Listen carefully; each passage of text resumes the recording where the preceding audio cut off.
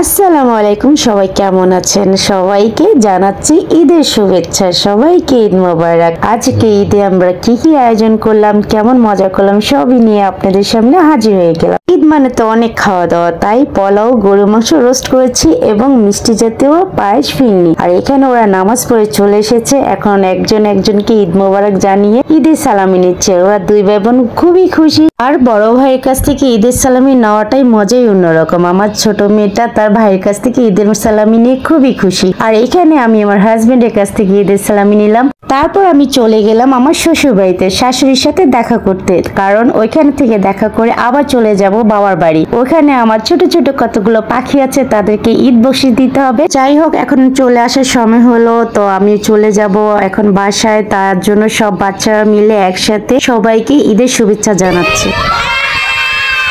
এই তো চলে আসলাম বাসায়।